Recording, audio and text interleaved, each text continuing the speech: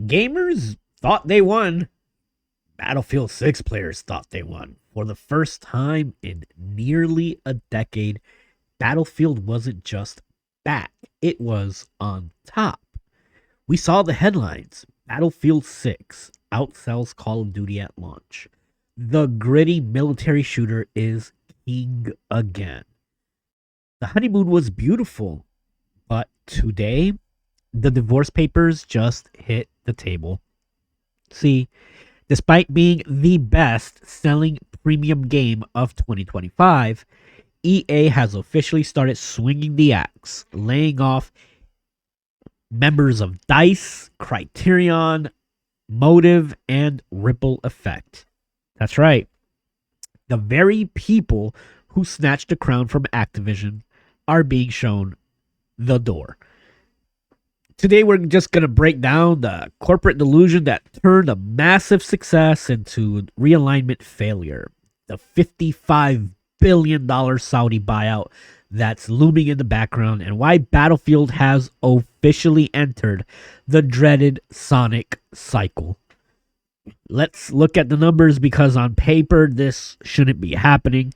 According to Circana, Battlefield 6 was the number one premium game of 2025. It beat Call of Duty Black Ops 7 at launch.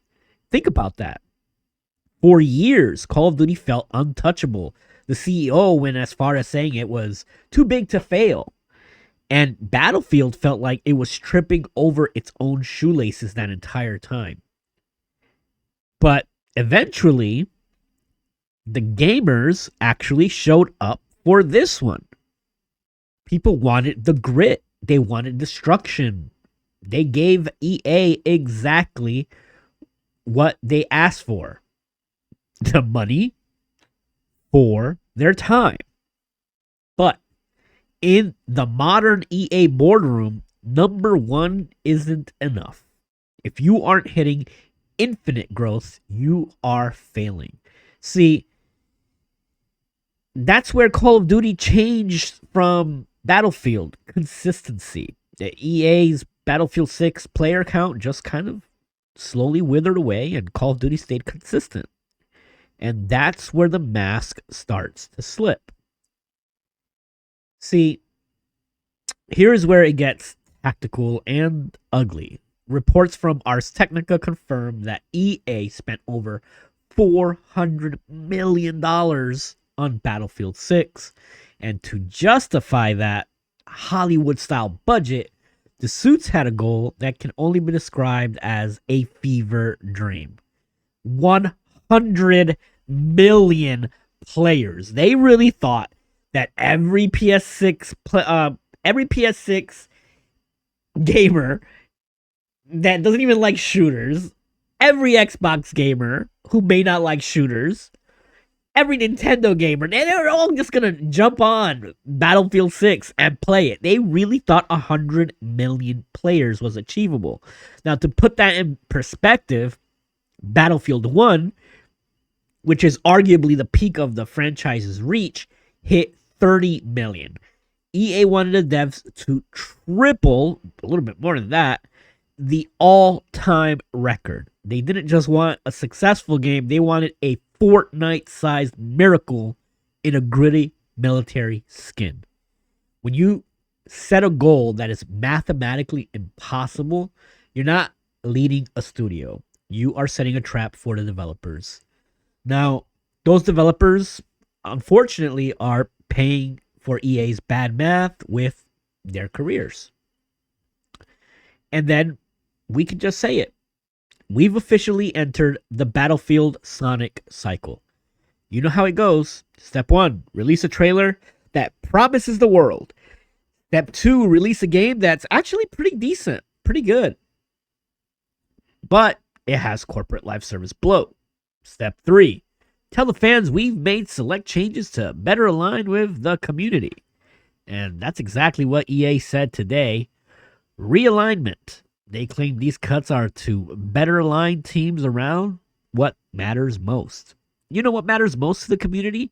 Keeping the talented people who actually made the maps, the codes, and the physics on your team. DICE, Ripple Effect, Motive, they're all being realigned while EA insists Battlefield is still a top priority. If this is how they treat their priorities, I'd hate to see how they treat their projects that they don't like. And then, of course, we all know that the last step in the Sonic cycle is they'll release a new trailer and everybody will go back to thinking it's going to be the one. This time it'll be different. Then, of course, there's the elephant in the room, the $55 billion buyout. The Saudi Public Investment Fund, Silver Lake, and Jared Kushner's Affinity partners are moving in. The shareholders already said yes. See, back in September, they promised no immediate changes to the workforce, but it's March, and apparently immediate means anything less than 6 months. So when a company is preparing for a massive sale, they love to trim the fat to make the balance sheet look leaner, especially when you're going to get a new owner. The developers aren't just workers anymore. They're a line item on the Saudi merger deal. Is the soul of Battlefield being sold off to the highest bidder? Because right now it feels like the edge that we loved is being sanded down for a corporate flip. Look, I'm not here to tell you that Battlefield 6 is a bad game. We know it's not. It's the best one we've had in years. But we have to stop letting these publishers get away with success equals layoffs. You can't outsell Call of Duty and then tell us that you can't afford to keep the lights on at DICE. The honeymoon is over. The realignment is here. And as much as we love this franchise, it's getting harder to ignore the cycle. We'll keep an eye on the leaks for the next live season, but for today, pour one out for the devs who actually made the best-selling game of the year, only to be rewarded with a trip to the unemployment line.